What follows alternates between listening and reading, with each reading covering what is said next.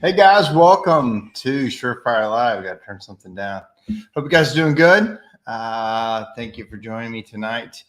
I just got back from a pretty cool scuba diving trip to Bon Air, and a lot of people don't know where Bon Air is. I didn't know where it was either. It's down where it's called the ABC Islands. It's the Netherlands, Antilles, the Aruba, Bon Air, Curacao, and it's right above Venezuela. But really super fun experience. Got to take the family scuba diving and got to have a week of it's real popular for shore diving. So in other words, you don't have to jump off a boat. You get to, you basically put your gear on and walk in from the shore and then swim out to kind of a reef depends on how far out it is, and then drop down and get to see all kinds of stuff. We got to dive some wrecks. We got to dive some really cool structures and reefs, and it was really fun. It kind of is rough getting in the water though, because you got the shore, you got the waves coming in, you got all this gear on you, and then scuba tanks and everything, and you're trying to get in, and it can be ugly. We've got some pretty bad video of just getting knocked down, then you're like a turtle and you're getting knocked around and you get scraped up. But once you get in the water, it's super peaceful and really fun, and we had a great time with that. Part of the reason I bring that up is because, you get to, if you can build a good leadership team with your business, a lot of times it gives everybody more freedom, not just the owner. It literally gives all of your people more freedom to live their life and not be so tied to the business that you can't take a break, or that you can't, have a lot of time off, or if you don't have a good leadership team, when you're gone, you're not making any money, or when you're gone, stuff goes into chaos. And I think as I built leadership teams in different businesses,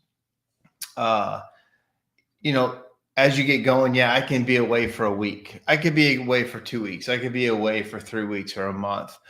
But for me, what I really started noticing was sometimes the longer I'm away, the more the leadership team in place, if it just depends, but they can start to kind of chap at each other, or it's not the same if the owner is gone. And I was in a conversation this week with another business, not the chimney business, but they were talking about how to build culture in their company and how to build culture in their team. And this person really wasn't too interested in building culture. I think it was more, they literally said, I wonder if there's an app that we could have that would literally, would literally make our culture better. And I think there are some apps that help, but a culture is about the people.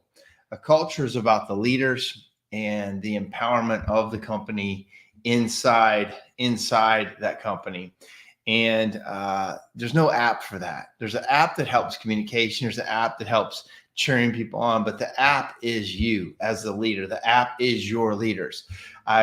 In fact, we're going to have another conversation tomorrow about it, but I was thinking about saying, the app is actually grab your phone, hit the camera button on your phone, hit that little circle on the bottom, that little spin around thing, and it looks right back at you.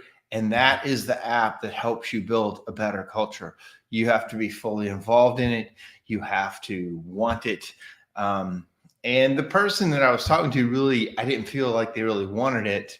And so they might not be the right person for culture. Everybody is not made to build a culture and a leadership team. And you have to look inside yourself and know if you are the one to build that. So that's what we're going to talk about tonight. Again, it's a two-way conversation. I especially want this to be a two-way conversation with questions and back and forth. And I've got some early comments. Jeremy Maynard said, I was listening to Chad's show when you were on, and one thing it hit me. You said it can't be the best. I can't be the best tech anymore. My job is being the best leader. Hit me very hard and very accurate. Thank you, Jeremy. That's a weird transition, especially for a lot of us in the services businesses, because we like being the technician for the most part. We got in it because we like doing the work. We don't like paperwork. We don't like necessarily all the stuff that comes with, the accounting and the management of people. We like doing the work and getting to know our customers and being an expert in something that it's very uniquely us. And then you kind of have a superpower of talking about it and fixing it, and everybody's happy, and in general most of the time. But the switch that you have to make at some point is, I need to put the trowel down. I need to put the brush down and the inspection camera down and learn something that I may not necessarily like. Now, I have seen some companies, some owners that don't put it down, that hire somebody else to run the business. Literally, they're still a tech, but they let somebody in the business run it, and they stay a tech because it's what they like to do. But they understood the vulnerability of a business that is all related on the owner. And if something happens to the owner, which something will happen to the owner, something most likely will happen to the owner, that your leadership team needs to pick up and jump in. And one of my mentors, John Meredith, told me a long time ago, he said, the business you really want to build is a business that doesn't need you. He said, that's a business that you will really enjoy running if they don't need you for things. And, of course they want you, but they don't need you. And that's really stuck with me as something to live by, that I cannot be needed to run the business. But yes, I still want to run the business. I enjoy running the business. I think most of my team enjoys me running the business, because now my business is the people. It's my people. It's not the customers. My job as the leader of the companies is to empower those people, my employees, my leaders, to then serve the customers. And that was a Simon Sinek thing that he spoke about a long time ago. About that is, most people that run bigger businesses never talk to the customers, but they think, the customers is the number one thing. And as a CEO or as a leader, your real job is to make sure that your people are taken care of, so then they take care of the customers and you have a good culture. So a couple more things. I've got Joseph Quayle says, Mark, hope you're doing well, sir. Thank you, Joseph. Hope you're well. I like that post you made with your dad. Your dad is a great guy. Mentor to a lot of people, and I love those old pictures of him, getting in there, getting dirty. He's a tough dude too. He's a wrestler. I remember just tying into him one time. We used to be in a group together, and I was a wrestler, and I grabbed him, and he's like grabbing a piece of steel still at an older age. Tough guy. Chad says, I never liked the work per se, although I like the people. Yeah, I can say I honestly didn't love being a chimney sweep, like doing that level work. Now, I did like masonry. I did like building things, and I like that feeling of bricklaying and stepping back. And that's something I made or something that I repaired. And the better I could make it look like I was never there, or the more accurate I can make it, the more I felt about the craftsmanship. But at one point, it just hit me that that's the worst thing I can do for the team, is be out there laying brick, be out there doing the thing while all these other trucks are running. I'm out there doing the work with them. I thought they wouldn't respect me if I then was in the office, or I wasn't there every morning, or I wasn't there when the guys got back at night.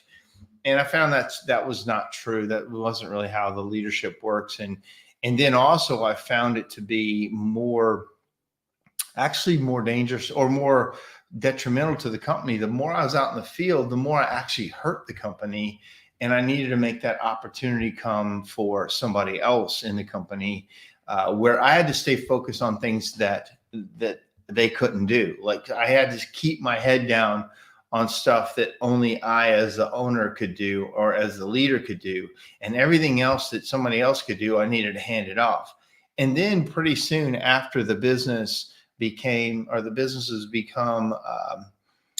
where I'm doing something over and over every day, that as a job for me, that I then create that into a job and hand that to somebody else. So therefore, I really don't have anything I have to do every day. My job is to look at areas of the companies and try to fix them. I call it breaking up bottlenecks. Wherever the bottleneck is starting to happen, or wherever the breakdown is starting to happen, that's what I work on.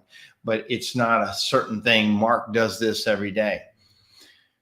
that being said, I think the most important thing I do every day, especially in my main company, which is a chimney company, is be there most mornings I can be there and watch the start of the day. Have them see me get going, have them talk to me, have me see what they're dealing with, so I can work on the business. And I find that very valuable. But in the chocolate business, I quickly knew that as I was building that and doing all the work, all the chocolate work, that I could not do that. That was absolutely, we learned the recipes, we learned the systems, we bought all the equipment, I got it all set up. And then very quickly, there are pastry chefs and confectionery people that are much better at this than I needed to be, or I even wanted to be. I like doing that. I always like baking and making candy and doing that stuff. But it was more important for me to build a brand and build and have people that like doing that work and were better and faster, where they didn't have the skill set or necessarily the wherewithal to build the business. They could do the tasks. And so every single business that I've ever bought or started, I start off by getting kind of deep into it. But as soon as I can, I start getting myself back out of whatever the task is and handing that off and making it into a role for somebody. And some people say, you got all these businesses, how do you do it? In fact, I get asked that a lot, and there's no real key to it other than I don't actually I get super deep. So I become an expert for a minute. And then if the fast as I can get back out of it and hand that off and just manage the experts that are in the business, the better everything runs and the more you can breathe. So let me see if there's any more comments. For some reason, all the comments are coming in on my phone, but not on my thing. So thank you for these. So let's just start talking. I actually had a presentation that I had done for the MACA event, and I may do it again. Let me just say a couple announcements. We're having a CSI business symposium, which is we have about 10 speakers going to come to Nashville at my business, Ashbusters in Smyrna, and do the business symposium at my shop on June 9th and 10th. This is open for any type of business owner. You do not have to be in the chimney business. In fact, we will barely talk chimneys. We will talk business. We will talk financial people there. Chad Murray is going to join us. Let's see, somebody's trying to join me online. Sorry, somebody's trying to join. I can't on my Facebook. I can't do that. But and we're going to have a fantastic list of speakers. In fact, I looked it up a minute ago. Let's see here. We're going to have Allison Reynolds. She's a fractional CFO, Chief Financial Officer. Her talk is just very enlightening for everyone. Alan Rush is going to be there talking about sales. Ryan Hall is going to be there. He was on the show a couple weeks ago. He's going to do his presentation that he did at NCSG. Fantastic in-home sales guy. Chuck Hall is coming because they're both from the same company, although they're not related. He's going to talk about leadership. Jim Brewer is going to be talking about the business of safety. Chad Murray is going to be speaking about systems, I believe. Chad, correct me if I'm wrong. Tommy Nelms is going to be doing a talk. Steve Trumbull is going to be a new speaker. He runs Chimney Doctor out of Minnesota, and he's also got a metal fab. We got Taylor Hill talking about marketing. We got Chuck Roydhouse talking about building your business to sell or move out of it. And then I'm going to have a talk too. So that is the business symposium, June 9th and 10th. We will also, the day before that, have the prior fire from Heat Shield. That class is on Wednesday. So if you're Heat Shield, or if you have interest in it, contact Heat Shield to get registered for that. If you want to come to the business symposium, that will be on the 9th and 10th. That's through CSIA. Go to their site, go to the links and follow the education, and you'll see the way to register.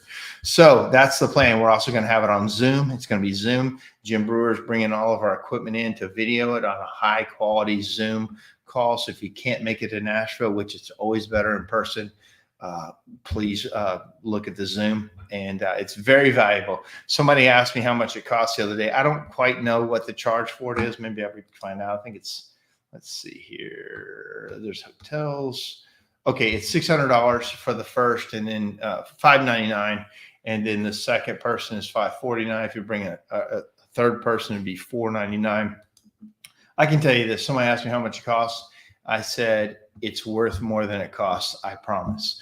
Whatever it costs you to get here, I promise if you'll act on a tenth of the information that you get from all these speakers, there's 12 speakers. I mean, everybody, there is going to be something for everybody at this symposium. We are packing a ton of information in it, plus just being around people. It's going to be a fast-paced event. You won't be sitting around bored. There's going to be a lot of information. It's going to be like drinking from a fire hydrant. So if you'd like to come, please, you can let me know. But most of the registration is, I don't handle the registration for these events. So, okay, so let me talk about, I've got a question here. Let's see. So Chad's going to talk systems and scheduling for profits. He's always a great systems guy. He always, he's been on the show a couple of times. He always shows really great systems and very intuitive way to build out your business. And then we've got Faisy saying, what's the opportunity cost of not going though? Perfect example, Mike. That's exactly right. What do you miss by not going? I've always felt, and I know for a fact that whenever I've bought education, it's always paid for itself over and over, because I will act on it and do something with it. Sometimes I listen to something and can't do anything with it or don't want to do anything with it, which is fine too. At least I know about it. I can compartmentalize that and say, hey, that's not what I'm doing. I'm doing this, but at least I know about it, so I'm relevant. One of the things that happens to us as business owners, and as we get older, we start thinking that the way we did it in the past is the best way. The way I always did it is best. I can tell you that's one of the worst things you can ever say. And just understanding that being relevant, people needing your information, people saying, hey, Mark, how should I do this? What should I do is one of the most important things that there is for me, because if I become irrelevant, my phone won't ring. Yeah, I won't be busy. I won't have people asking questions, but is that a good thing or a bad thing? I think there will be a time I want to be irrelevant because I want to go off and do something else. But at the time of growth, and if there's a time to be able to help people, which is most of all these people who are doing the things they're doing with education and trying to help, it's to help first. And, this is to help people. I get super excited to see people grow and to see people thrive and to see people win. I got a call a couple of days ago from a guy who we helped him file for something, do something and he got a gigantic check in the mail because of what we talked to him about. And he said, dude, I would have never seen it without you. It was the employee retention credit, by the way. If you are a business and you haven't filed for the employee retention credit, this is worth the cost of admission. I think you still have time to do it. But what it is you get back $7,000 per quarter in payroll tax that you paid per employee. So it can be up to $28,000 per employee that you paid in. The government's actually giving it back to you if you just show supply chain issues, which is super easy. We have letters from several vendors. We have letters from the governor, and the government is just saying for 2021, not 2020, that was a different protocol, but 2021, if you can show supply chain issues, there's a chunk of money. It's your money. You paid it in as payroll taxes. You get it back. And it's not a loan. It's nothing you have to pay back. They're giving you your money back. Okay, so if your accountant says they don't know about it, which almost all of them don't for some reason, reach out to me in private and I can help you. Reach out to your person first. Tell them you do qualify for it. In most cases, now I am not a tax professional, but I can tell you almost everybody we've looked at could qualify for it. But the crazy thing was most accountants for some reason do not know about it, and they think it's one thing when it's actually something else. So I'm off the subject, but I think that could help a lot of people as well. Rodney Bailey says the people you meet will change your business. It's the best way to grow yourself. Absolutely. Great call. Chad Murray says the worst phrase in business is we always did it this way. That's one of the worst ones. The other one that I hate is if you ever tell me I liked it back when we were back in the past, when we were 5 years ago, when we were a much smaller company, when we were this, when we were that.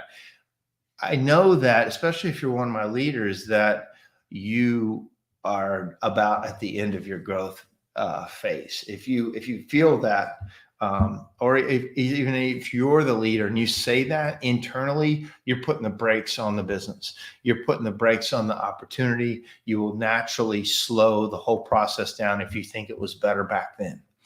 If you think it could be better in the future, if you grow, if you improve, then there's much more likelihood that you will grow and you will have an opportunistic or optimistic view of what's coming. We can always be worried about what's coming, but what do they? Fate favors the brave, or whatever that crypto.com thing is. But it's true where you move forward into the next phase, no matter what the wind is, no matter what the experts say. You can't really run business that way, in my opinion. So, all right. So let me make sure I don't have any questions. Oh, so here's Diane. Hey, Diane. Diane says the way we did things in the past was sometimes scary, and wonder how we made it. I wish just small percentage of information and education was available when we were starting out. Foolish not to take advantage of the opportunity to learn and grow. So Diane and John, most people in our industry know them very well. They're like the king and queen of the industry. But what John has said to me and Diane is saying now is, when we started out many years ago, there weren't all these business opportunities. And Jim Brewer said it multiple times too. There just wasn't this information out there and the ability to grow businesses like there is today. And John and Diane are now retired, sold their business. Congratulations. And they're living the life. But what they're saying is, you really have to understand all these opportunities that you have now. If you're in the middle of business growth mode, man, get as much education as you can. To Mike Fazy's point, what's the cost? What's the lost opportunity cost of not getting education? I can promise you there's been a few things said to me over all the hundreds of classes I've taken and hundreds of books I've read and listened to, that just stuck with me, that changed my direction just 1 or 2%. Sometimes it changes it a lot. Like, oh gosh, I was thinking completely wrong. But in general, it's little, especially as you get going further down the road, it's little adjustments that you learn from people and from courses and classes that can really change your life. And the more education you get, the faster you can move, and probably the more wise you can move. That being said, I'm going to go ahead and start this. Let me see if it'll share properly. Okay. So this is a PowerPoint I put together that I kind of want to go over. That this was the super true thing for me that I found very valuable. And this was from Mitchell McClure team that I hired to bring in and work with our management team. But one of the things they said was, speedy growth creates management opportunities for first-time leaders. Too often, their lack of leadership skills creates drama, insecurity, and underperformance. And I've talked about this many times, but this is the paradigm. This is the area that's very hard for a lot of us to fix, because we've got these people that, busted their tail and they've been great employees as, say, chimney sweeps or as office staff, and we want to grow the business. So therefore we want to make opportunities for them to move into a higher role, into a management role, or into a thing.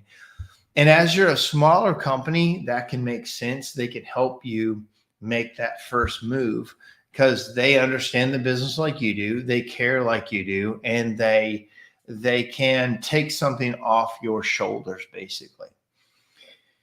And I've done that. That's been the main way we grew for years. It's been the main way that we, that I promoted from within. And again, I think a lot of the promotion from within is a good thing.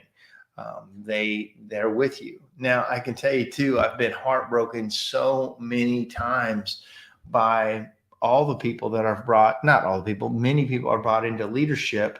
At some point they fail. At some point their skill runs out and their bandwidth runs out, and it's the Peter principle, right? You grow to the point of incompetence, and everybody does that. And so that's when you either have to gear up or change their role, or sometimes have them leave the company because they can't continue to grow. And probably my main thing that I ran into myself was I ran out of bandwidth too. There was a certain size that my main company got to that I literally could not get it past. I didn't have any more bandwidth myself. I was going to a ton of classes. I was being coached, had multiple coaches. I had all the things coming at me so I could get better and so I could do more. And Hope Stevenson, and also Larry Wingate were talking to me and like, well, you can't get there. You're not going to get there. It's not your skill set. You need people that have other skills that you don't have and that you're not going to get. And you're also now the bottleneck for your company. You are what's holding everybody back because you don't have enough team, or you don't have enough bandwidth. You're scattered. You're not completing tasks. You're dropping a lot of balls. You're juggling freaking 10 balls, and the next thing you know, 7 of them fall. And so that's a realization that a lot of leaders have to come to themselves and go, hey, I am maxed out and I can't do anymore. So then what do you do? So for me, one of my coaches said, tell me what's not getting done. And I explained, he said, well, you need a chief operations officer. You need somebody to literally run the operations part, the hiring, the firing, the setting up, the watching of where we're going and helping you set the direction, setting the budget, setting where we're going. And you need that person beside you. Well, my thought process was, I don't have that person internally. Not that there's anything wrong. I need to hire somebody. At the time we're like a $5 million company. I need to hire somebody that's ran a 10, 20, $30 million company that can look back on my business and go, oh, here's the levers to push. Here's the things to do. And you can, it'd be like a pro baseball player showing a T League player some basics. Like the T League player is doing all he can do to hit the ball and do all the thing. But the pro's like, well, if you'll just work on this, if you'll focus on that, don't worry about these things, then, he can easily see what's needed to be done for that T League player. It's the same thing for a business person who has helped run a much bigger business to reach back inside your business and say, do these 5 things, stop doing these 3 things, and you'll move the needle. Well, that's where we hired our chief financial officer, where he came in. Now he's an expensive guy, and I was finally, making some decent money. And this guy, in my mind, was going to take a big chunk of my finally making some decent money. He's going to take that, and now I'm going to have to make less money because I need to pay him a big salary and bonuses and stuff. But it didn't work that way. I've talked about this a bunch. Literally, the good people for you that you bring in do not cost you a dime. They make you money. And that's exactly what happened with Kent. He came in and he immediately moved the needle up several $1 million for us in the first year by just taking advantage of the system that I built. To his point, he's like, I probably couldn't have built it from 0 to 5 million, but I can take it from 5 to 50.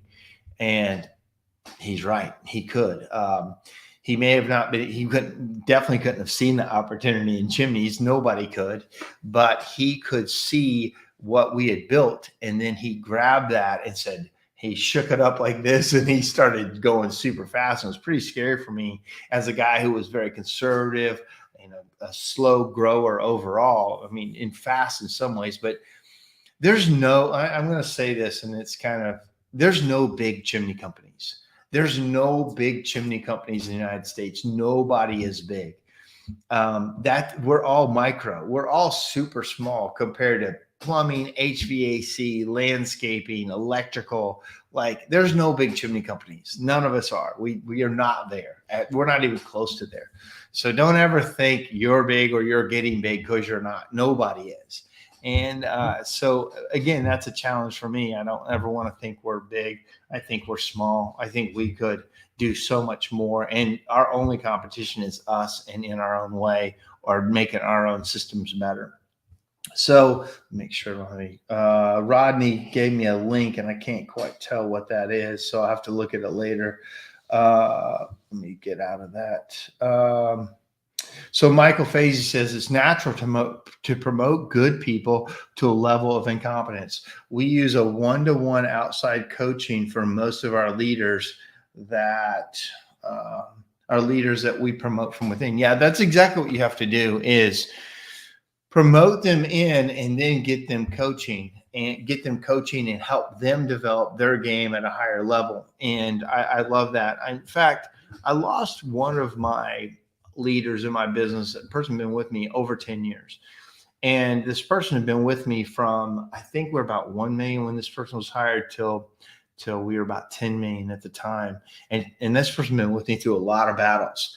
But there became a time when they were tired and when they were saying, I wish I liked it better when we were 3 million. I liked it better when we were back here. And I'm not saying these numbers to brag, because to me, they're still small. They're great. I mean, it's very unfortunate. It's bigger than I ever imagined at the beginning, but now I can imagine a lot bigger and different. So a friend of mine, he's got a goal to hit his biggest chimney company be 50 million. I think by 2035, and I believe he will do it. I mean, there's a lot more out there, but that point is, to Mike's point, I tried to get that person coaching and leadership training, and they were out of bandwidth. They didn't want to do it. Said, I'm done. In fact, it started their own business basically. But that was a leadership failure on my part, because that person was my right-hand person for a long time. And then when I had to get another higher level right-hand person, I say higher level because they just had different skill sets. That person kind of became marginalized and kind of felt outside of the decision-making. And it kind of, when I tried to give in coaching or bring their game up, they were kind of out of bandwidth and didn't want to do it anymore, which happens. I mean, everybody doesn't stay good and everybody doesn't stay bad typically over time.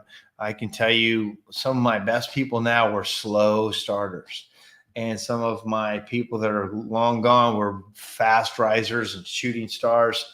I called it the curse of my number ones. Whenever somebody's number one in my business, no matter in certain divisions, sometimes it's a death knell for them, because they burn out. They feel like, they don't need to go by the rules, or they can change the rules, or, the rules don't apply for them. So that can be a leadership issue too, is to watch that and keep not a lid on it, but you also have to watch too much bragging of your leaders, because without the opposite side of it, without correction, without challenge, if they feel like they're winning all the time, why do they need you?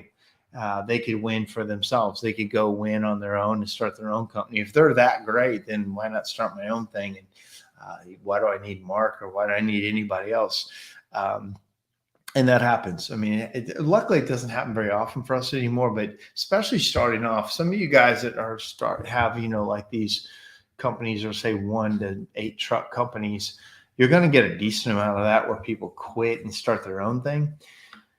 Don't think it's necessarily you. It is you in a way, because you need to learn better leadership and some better things, but it happens to absolutely everybody. And Chad Murray's been on here before talking about a guy quit him, started his own business, and then a guy quit that other guy and started his own business. He said he had grandbabies out there. And that's so funny, but true. We all have, or you're going to have that as you grow. But I think the larger the business gets, the more likely you have to people that want to stay with you as you build it, versus when you were running out of your house, or when you're running out of a very small thing and people are like, oh, I could probably do all this. I'm going to start my own thing. What they don't realize is all the battles that you're going to fight all the way. It's yes, there's a high reward factor on the top end, but there's a lot of butt kickings all the way through this thing that everybody's not wired for it. Tommy Nelms called me today. He was visiting our powder coating operation, and that powder coating operation is just rocking. I mean, it's full of just tons of big stuff going on. And he's like, man, that's an amazing place down there. He said, but your leader, Wes, he's like, he is the happiest guy I've ever seen. He's like, he is totally into it, and you've empowered him to a way that he feels like he owns it. And Wes has been with me, gosh, I think going on 14 years, and he just keeps getting better and better. And he's one of those leaders that naturally works to get better. But I have to just empower that guy and help him just go, go, go. And the more I put in front of him, the more he learns. But he's so into it that I don't have to worry about that operation. Yes, I go check on it, hopefully every day, but sometimes every couple of days, and help that thing go. But it's going with its own leadership team in place that is as exciting for me as anything. I remember my daughter one time, she, one of our pastry chefs at the chocolate company was saying, she kind of talked like it was her business when she was talking to somebody. And my daughter heard that, and she's like, it kind of made her mad that this person would talk like it's their business. I'm like, who cares? Great. I love that she talks like it's her business. Perfect. I want her to feel like that. I want her to care like that. I want her to give all like an owner does, but she doesn't have the risk that we do. She doesn't have necessarily all the headaches. She doesn't have to worry about the finance part of it. But fine, I don't care. And I've had other managers of branch divisions we've had would talk like they're the owner, and I'd hear it from my office like, hey, they said this manager was the owner. I'm like, I don't care. I mean, I don't care as long as it's not, something that's bad for us. But if they're talking like the owner, like they make the decisions, they help make the decisions, fine. I love that as part of what they do. I've got a couple other things here. So Ryan Ward asked, any suggestions for building culture in a smaller business, 5 to 10 truck range? Great question. Yes, I will discuss that in a minute. And then I've got Rodney Bailey says, the people who got you here may not get you there. And there's a book about that. What got you here will not get you there. And that's exactly right, Rodney. You want them to, but you also have to realize when they can't. And then sometimes you have to, as the Good to Great book says, put them on a different bus, a different seat on the bus, or they can't ride this bus anymore. And sometimes that's the hardest thing, because they feel like they've given everything, and they have, but you've paid them for their time. It always irks me a little bit when somebody goes, man, I've busted my ass for you, or I've given you all these years of my life. Well, no, you didn't. I paid you for them. I paid you. We had a deal. I met my end of the deal. You met your end of the deal, and it was a deal. It wasn't like it's one-sided. So I really struggle when somebody comes to me with that. But to Rodney's point, sometimes the people can't get you to the next level. Now, there's some people that just keep growing and getting better and better and adapting and adapting. And I see that Matt is on here, and Matt has been with me. He's my longest time employee. And Matt is on, he's worked all day. He's on this call tonight, listening to me talk. He's heard me talk for 15, 16 years, however long it is. And he's still trying to learn, and he's still getting better all the time. And you can see that in him as a man, as an employee, as he's one of our lead estimators. He was the manager of my gas division for a while. So he's been through all the runs with me. Michael says, so happy for Wes. What a great guy. Yeah, thank you, Michael. He is a great guy. He's actually Matt's brother-in-law. So I got some family stuff going on in here. Both those guys are high-level guys for me and do a fantastic job in their own right. Very different skill set, very different people. But it's neat to see leaders really go. And to me, that's where my enjoyment really comes from running a business. So back to this part about speedy growth creates management opportunities for first-time leaders. To Mike Fazy's point, when you see this happening, try to get them help. But you have to recognize it, and you also have to, you can't put it under the rug. You can't bury it. You can't hope it's going to get better. Hope is never a good business plan. Hope is a disaster waiting to happen. So if you hope somebody will get better, that's not how it works. People get better through conflict. People get better through you challenging them and through you going at them, not in a mean way, but in a conflict resolution way where you challenge them and they get through it. That's what makes things better. When I was talking to this person about their culture, what this person wanted to do was make things easier and easier and easier for everybody. You know, have nap rooms, have snack times, have people have flex schedules coming in and out whenever they wanted to, have unlimited vacation time if they wanted, and all these things that were more and more and more flexible because they thought that was going to build a better culture. But you know who has the best culture in the world? Navy SEALs. Navy SEALs have the best culture in the world by almost any metric that you can look at. The Navy SEALs have loyalty, brotherhood, fight. And why do they have it? Because they're easy on each other? Exactly the opposite. Because they have a goal, they challenge the heck out of each other, they have a camaraderie, they have a battle hardened thing about them. It's same with, you know, people in the military where they went through something hard together, which makes that culture better, not something easy and snack time and nap time and all the time off you want, make your own culture kind of thing. That does not work.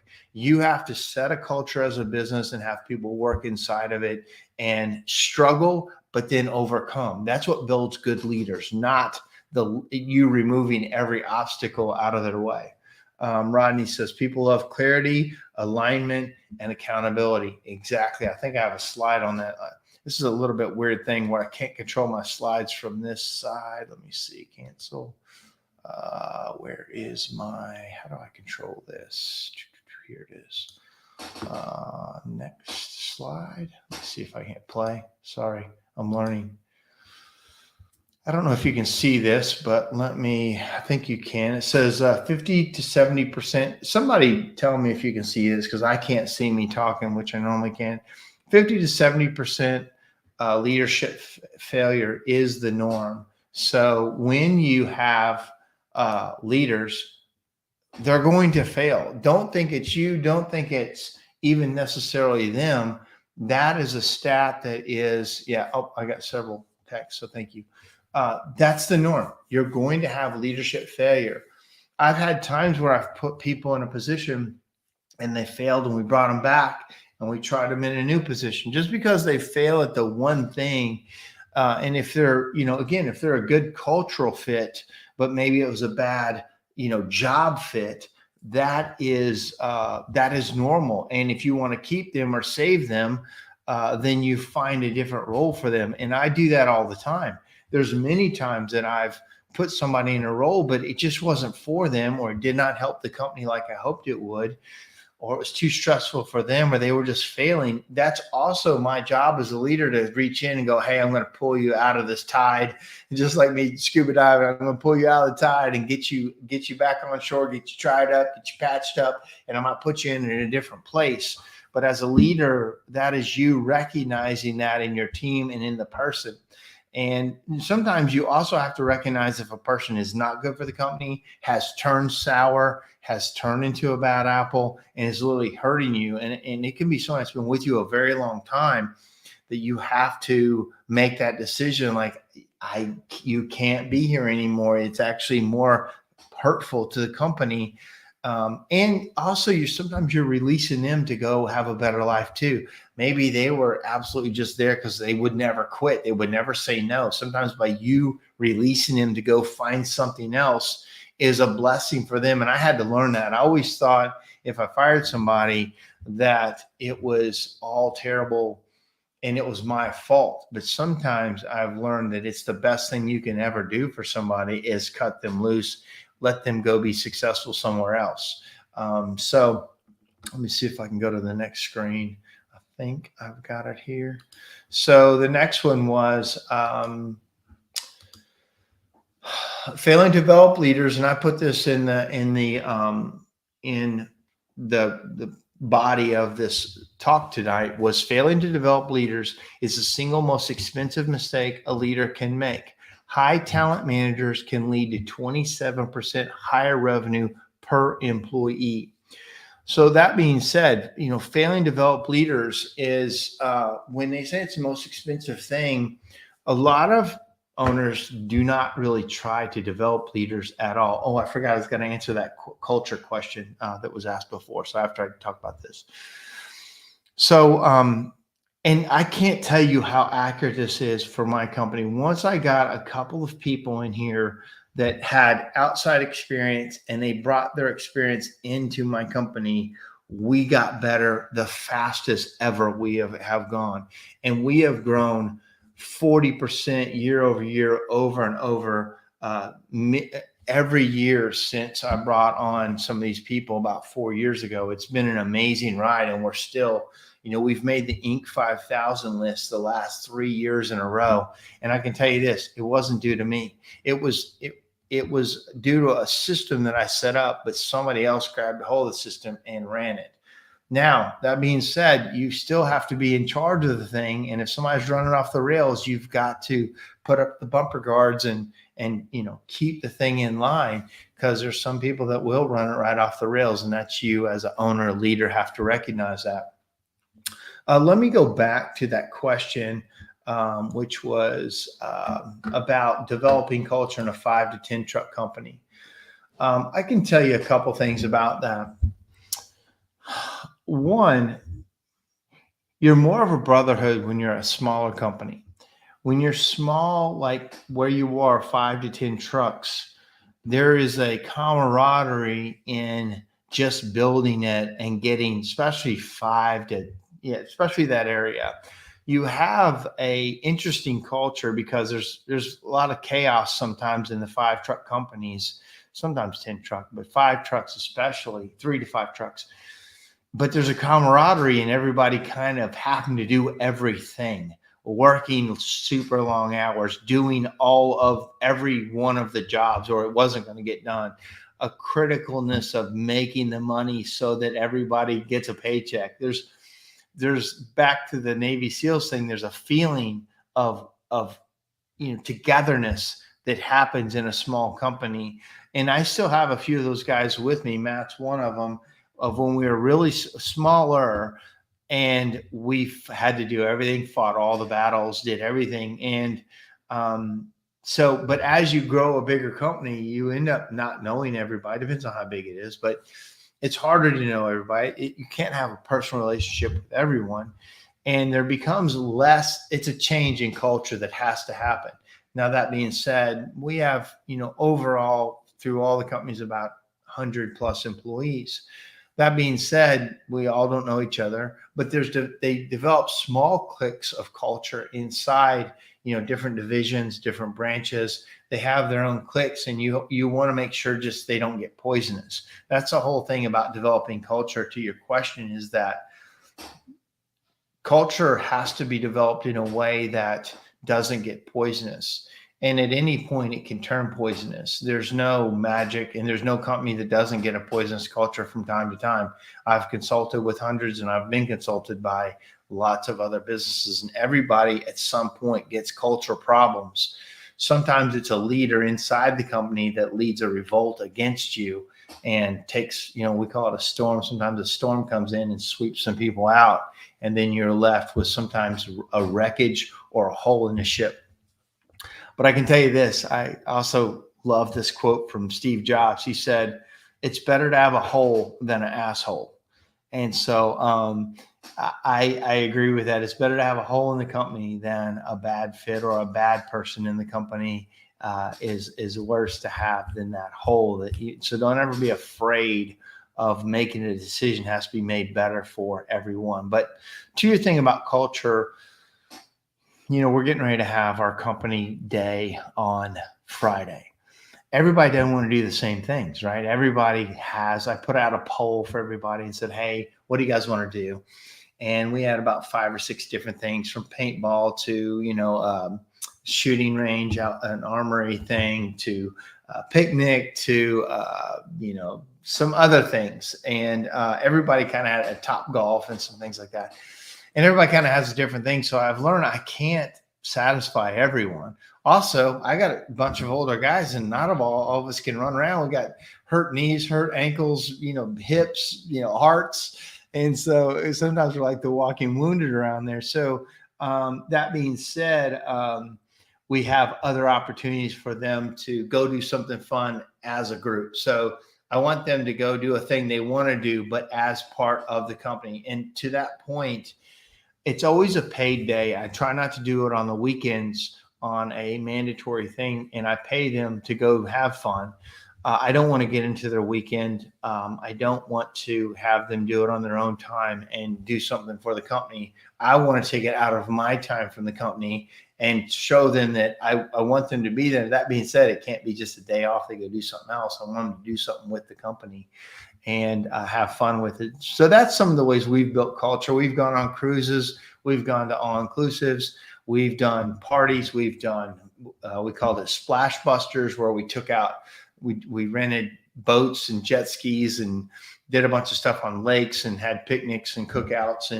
And there's nothing is necessarily the best thing we ever did. And we had Axe Busters last year, which was super fun. We went to we called it Axe Busters Woodland Games, and we made axe throwing stuff. We played all these different games. We shot guns. We, cooked barbecue, and some of our Spanish guys cooked up a bunch of Spanish tacos and stuff. It was awesome. We really had a great time. Unfortunately, the guy that we had that at his place, he's no longer with us, so we've switched it to another thing this year. But culture is a tough thing because it comes and goes, but you must control it. And if you get a bad culture, it's one of the worst things you could do for your business is let a bad culture fester and not do anything about it and hope it gets better, because it won't. It absolutely doesn't. You have to come in, you got to cut out the cancer and let it move on and rebuild from what happened from within. So I hope that answers your question about culture. Let me see if there's any other questions. No, we're good. So let me go on to the next screenshot here. So that was that one. Let me go to the next one, which is, so I wanted to, I don't know if this will work right. I want to show this video by a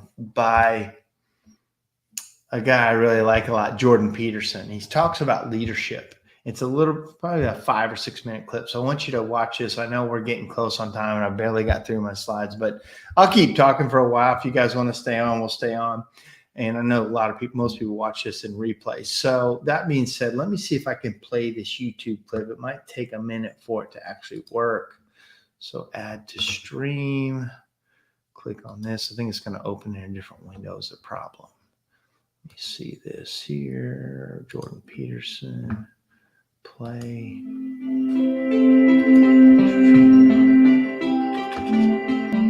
I suppose this touches on the psychology of leadership too, which is a mess, by the way. What's the fundamental characteristic of a leader? Well, here's one. A leader is someone who knows where he or she is going. Well, that'd be the first thing, is like, how are you going to lead unless you have a destination? Okay, well, a destination implies an ethic. And then you need to be able to communicate that. And you communicate your destination with a story. Now, if I want to motivate people, and that's not the right way to think about, because you shouldn't want to motivate people. That's management idiot speak, that is. What you should do is figure out something that's worth doing, right? That you really think is worth doing. Something that you would actually commit a substantial proportion of your life to. And you should have deep reasons for pursuing it. And then if you're a leader, well, first of all, you have that established, but the second is that you can communicate that. Okay, and then you communicate that in a manner that also appeals to other people's sense of purpose. And so you'd say to someone, like, if I wanted to move forward with you on an enterprise, I would have to say, well, here's the purpose of the enterprise, and here's the reasons that it's not only eminently justifiable, but more justifiable than anything else we could be doing at the same time. And then I'd have to say, well, here's what's in it for me, and here's what's in it for you. And here's why the two of us together can further the enterprise and further what's in it for you and further for what's in it for me. And then you have a situation there that Jean Piaget, the developmental psychologist, called an equilibrated state.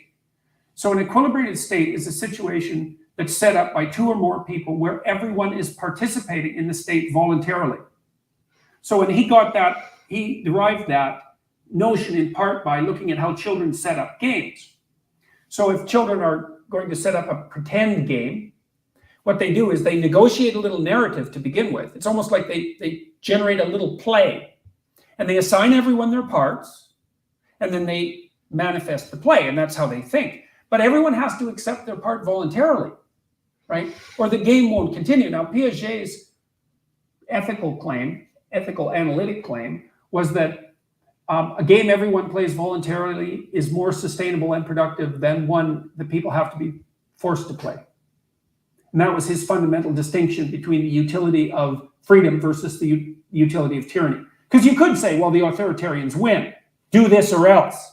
That's a way of organizing a society. But Piaget's claim was the enforcement costs are so high that the free society will outcompete the authoritarian society across time. Now, if you're going to set up an organization, you can set it up on authoritarian lines. But then you're basically compelling people to perform with punishment and fear. It's better to motivate them positively. And the way you do that is say, look, here's the goal. Here's your role.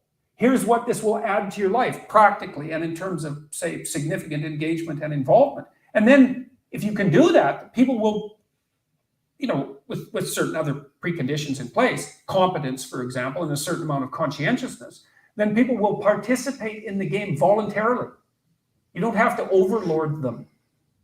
And so that's and if you have any experience in the world at all, in complex processes, you know that that's the optimal circumstances under which to engage with other people. It's like, hey, we're all in the same boat. We're going somewhere interesting. Everyone's got a role to play. We're all in this together, and it's working out for each of us as well.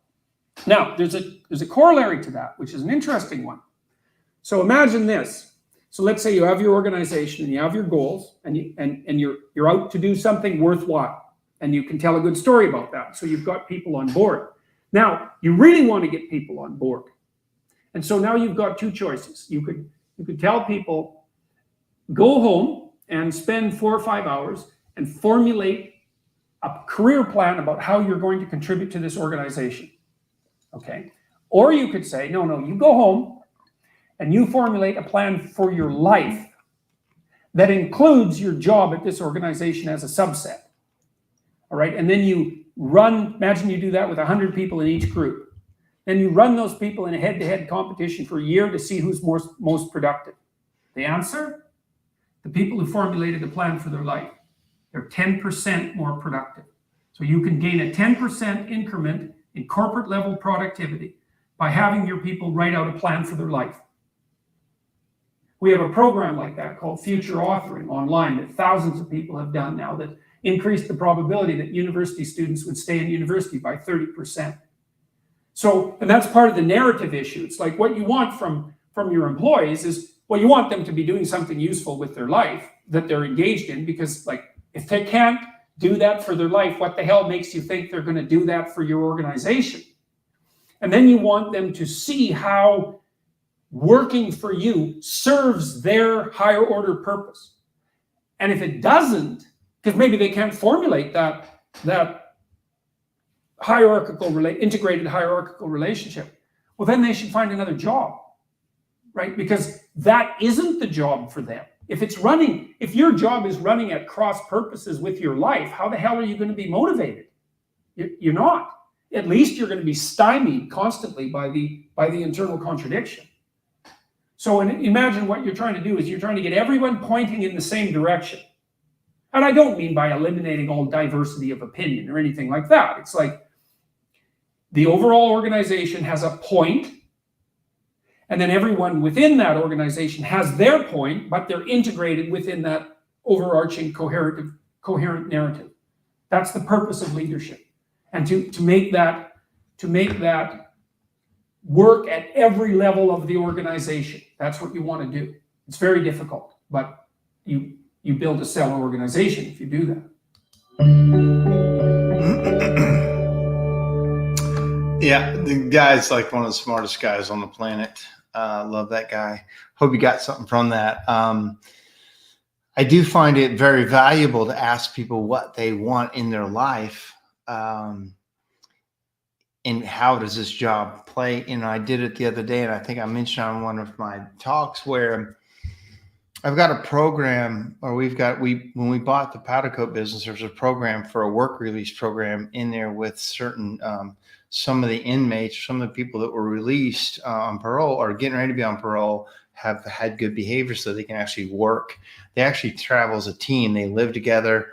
The police officer brings them to work. They can't have phones. They can't do anything. It's yes, sir, no, sir. And they work very hard. If they don't, you can swap them out, but they want to work hard.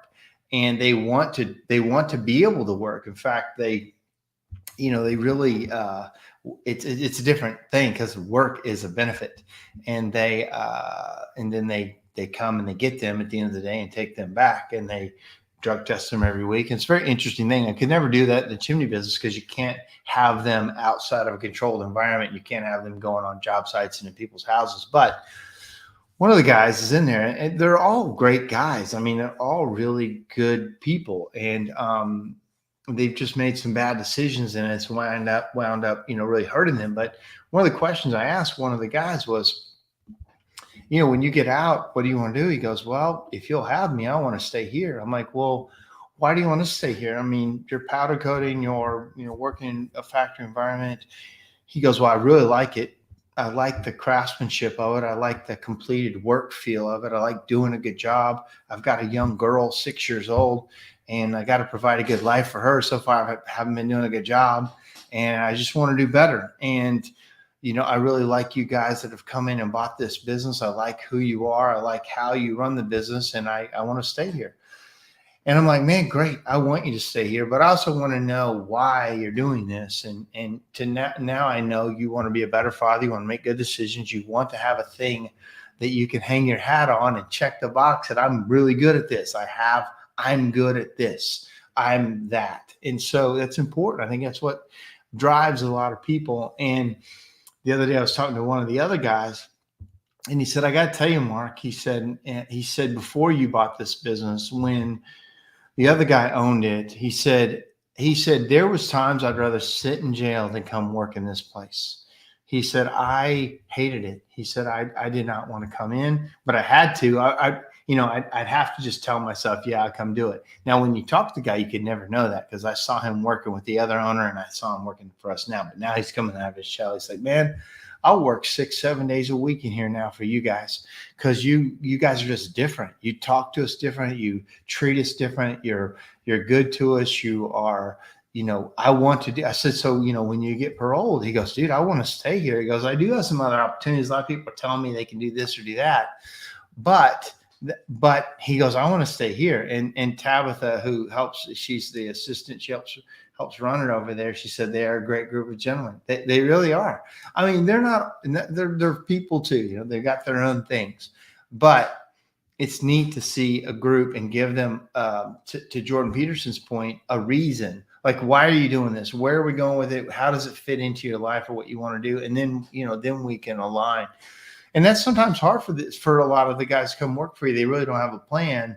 They're kind of falling into your plan. All they know to do is work, and they don't really have a plan for their life. Sometimes that's why they fell into blue collar work, because the other things didn't work out and they fell into it backwards because they could work with their body. But ideally, and that's another reason I'm a fan of commission-based pay, because everybody knows the score. Everybody knows, when we're winning, we win as a team. When we lose as a team. Therefore, let's try to win more often. And when a big Easter egg comes along, we all, you get a nice big Easter egg. And when a freaking biscuit comes along and it's dry and hard and not good, we all kind of tasted that thing too, and it kind of sucks. And there's a teamwork involved in that type of pay. Now, it doesn't have to be commission, but some type of bonus, some type of scorekeeping. If you're just paying people hourly and there's no scorekeeping, and I haven't figured this out on all levels. I haven't figured it out necessarily really all that well for some of the office people. I figured it out really well with production-based people, but on hourly, there's some ideas, and we can talk about that on another episode, to help them tie into the scorekeeping of the company. And we do have bonuses, and we give those out when the company's doing well and that type of thing. But scorekeeping, I think, is very important. I've got a note here. Mike Page says, it's cool to to do the future authoring exercise annually. That's a great point. Not many people plan out their lives or have definitive goals. So it can be difficult the first time.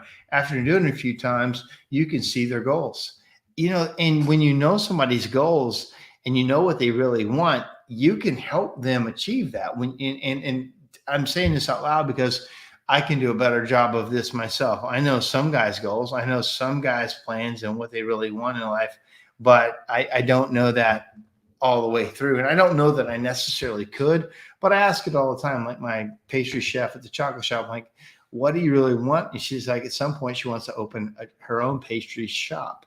Well, I might be able to help her with that. She saw us start from zero. So she realized how much money it takes and how much, hard it is to start. So she's pulled back from that a minute. But anyway, I know, and some guys don't have a clue what they want. They're like, hey, man, I don't know. I'm just doing it every day and I'll figure it out later. Well, okay. Well, when you figure it out, let me know. But to Mike's point, you kind of force them into writing. And I like that idea. I think that's a good exercise for us down the road. Let's see. He finished. He said, see their goals skyrocket, because he says, see their goals, but then see them skyrocket. Yeah. I mean, and also, goals help you just have a plan for your life, what you really want. I love hearing guys' goals, what they want to achieve. I say guys, but I mean girls too. And, but sometimes they don't know. Sometimes you have to help them with that. I'm going to wrap this up. I'm going to go ahead and check this. I think there was another slide I did want to show real quick. What happened to my thing? Why did it go away? Hang on one second. My screen share went away. That was Jordan Peterson. Make sure I've got this. Okay, so I do like this one. I want to share this real quick. Share screen. I like this as a leadership mantra that you really have to know. And it says this: if there's no consequence for poor behavior and no reward for good behavior, there is no motivation. I find this to be super true. And there must be a consequence for poor behavior. I used to not believe in consequences. I hated consequences. I still don't love them, but I've learned that you must have consequences. You must show that there's a consequence to poor behavior, and there has to be a reward for good behavior. And sometimes the reward is you just get to keep your job. But sometimes there has to be a reward for, if we achieve this goal, if we achieve this, then there's that on the other end of it. And sometimes it's not money. Sometimes it's more free time. Sometimes it's less chaos. Sometimes it is, sometimes it's a different job title. There's a lot of things that can be motivation. And there's also a lot of consequences that can be used. Sometimes it does affect their pocketbook. Sometimes it affects their job title. Sometimes it affects respect levels. There's a lot of stuff to that. So Tim Simpson, to this point, he's our safety officer, been with me a long time too. He says, amen. Thank you, Tim. Tim's got a hell of a story, a hell of a background, and he's an amazing person himself. And he's also one of the guys that's not necessarily going to be running, playing paintball. He's going to be at the armory. He's going to be at the shooting the guns.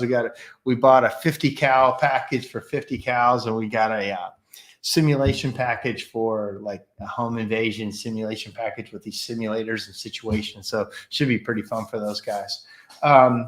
So anyway, I'll tell you what, let me just make sure there's no big slides before I wrap this up. So then I go into making the role. And the one last thing I'm going to say on this is, you can see making the role. Here's a couple things. I've seen some people make roles because this person just got tired, or this person didn't want to be in the field anymore. So they say, okay, Pop, here's a role. And I've done that myself. That's how we actually started the metal fab division, because one guy said, Wes said, hey, I can build these. Next thing you know, it grew and grew and grew. And then I had to make the call, hey, we're going to pull it out of your house and we're going to put it into my shop. And, he did not like that decision, but I could see that was best for us, even though he couldn't see it. And sometimes as a leader, you have to see it before they can see it, and they have to trust you that your vision is good. Sometimes it's not. Sometimes I can't see the whole thing. I've put people into places and they didn't turn out, and other people go, see, I told you they'd never work out. Well, it's easy for you to say it afterwards.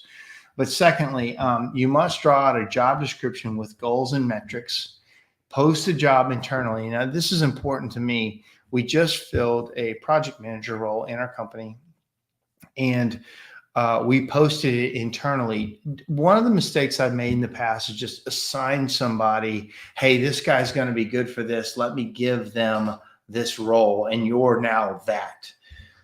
That can really rub a lot of people wrong, especially as you get a bigger company. They're like, hey, why didn't you consider me? I'm not in the in crowd. I'm not kissing enough ass or all those things. And so you post a job internally and let everybody apply for it. Now, yeah, you may have a person in mind that you think would be good for it, but sometimes they don't apply for it. And secondly, sometimes somebody comes out of the woodwork and like, you want to do that? And they're like, yeah, I'd love to do that. Yeah. And you learn what who wants to do things inside your company. So big learning lesson for me was post a job internally and then promote from within or look outside. So that's a decision you have to make. Sometimes we don't have the skill set inside. When I've looked at enough businesses and I know where we're going, I will have to look outside and bring somebody into the company and add to the company. Now, that doesn't always work. We've brought people in, they didn't last very long, they're right back out. Sometimes it works beautifully, and sometimes it's a hard fit at first, and it starts to get better as we learn their way and they learn our ways. So leadership is the hardest game that all of us have. And, I've got a great team, and several of them are listening tonight, and I appreciate that very much because sometimes I don't get to talk to them individually. And so listening to these things help them understand my thought process and where we're going. And then it helps me understand they're also engaged. So the main thing is like you're a rowboat, and let's just say you're a rowboat, and I used to draw out a thing and everybody's in a seat rowing. You got your oars out here. If everybody's rowing in the same direction, that boat goes great. If you got somebody in the middle that's just not rowing, it slows down the boat by a big percentage. So they just aren't rowing, but they're in the middle of the boat and their oars are out there dragging the water. But if you've got somebody actively rowing against you in the company, it wipes out the rower on the front side and on the back side. So one person actively against you can wipe out a bunch of your team. And so you as a leader, as you build this team, and to put a pin in this talk tonight, is your role is to promote people up, help them up, coach them up, or help them get out of the way so that everybody else can succeed. And it's so surprising. So many times I've lost a key member, but the person who stepped in was actually better. They saw that person in the role. They saw what they weren't good at, and they stepped in and filled what was bad about that person or that role. And almost every time that we promote or remove somebody from a position and put someone else in, it's actually an improvement. You wouldn't see it. You can't see it till it happens. But many, many times, somebody that's quiet in the background steps up and is excited for the opportunity to do better. And so that's your job as a leader. Coach them, promote them, bring them up, build them up as leaders, promote them as leaders so you can have a better life as a business owner. They can have a better life as an employee or as part of the team. Everybody's rowing in direction, and we get a ton of momentum. And it's a hard team to beat in a very good workplace to work in. So, guys, I appreciate your time tonight. It was kind of a one-on-one thing, and I've got some guests possibly lined up for next week, so I'll make that announcement. But sometimes everybody's schedules are fluid, so it's kind of sometimes just a last-minute deal. But thank you guys for joining me tonight, and we'll talk to you next week. See you.